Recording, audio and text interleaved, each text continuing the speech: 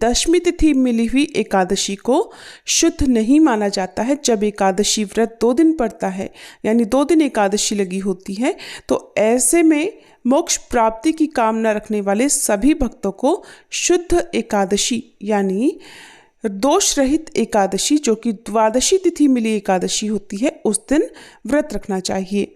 और ऐसे में 2 नवंबर रविवार को द्वादशी तिथि युक्त एकादशी रहेगी।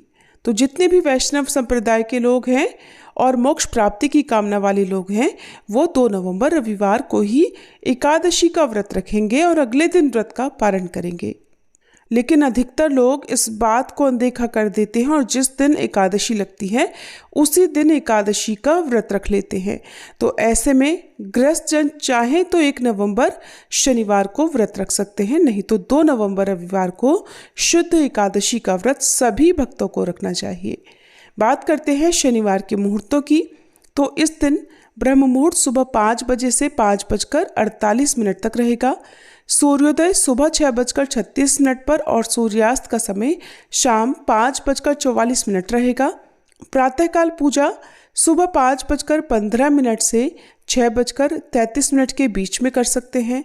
शाम की पूजा शाम 5:36 से 6:54 तक कर सकते हैं और भद्रा काल लगेगा रात 8:27 से, और भद्रा काल की समाप्ति अगले दिन यानी रविवार को सुबह 7:31 पर होगी। इस बार भद्रा का वास मृत्युलोक में ही रहेगा और ये समस्त शुभ कार्यों के लिए अशुभ मानी जाएगी। राहु काल सुबह 9 बजे से 10:30 बजे तक रहेगा। अब जानिए रविवार के मुहूर्तों के बारे में। तो 2 नवंबर रविवार को ब्रह्म मुहूर्त सुबह 5:01 से 5:49 तक रहेगा। सूर्योदय होगा सुबह 6:36 पर, सूर्यास्त शाम 5:44 पर। प्रातःकाल पूजा कर सकते हैं सुबह 5:16 से 6:34 तक। शाम की पूजा शाम 5:35 से 6:53 तक कर सकते हैं और भद्रा काल सुबह 7:30 बजे तक समाप्त हो जाएगा। इस दिन राहु काल दोपहर 4:30 बजे से शाम 6 बजे तक रहेगा।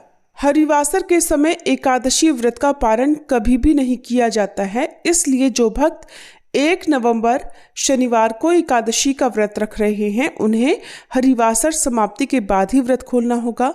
और हरिवासर का समय 2 नवंबर रविवार को दोपहर 12:30 बजे तक समाप्त होगा। तो सुबह आप पूजा कर सकते हैं, भगवान को भी भोग लगा सकते हैं, लेकिन स्वयं प्रसाद ग्रहण करके व्रत का पारण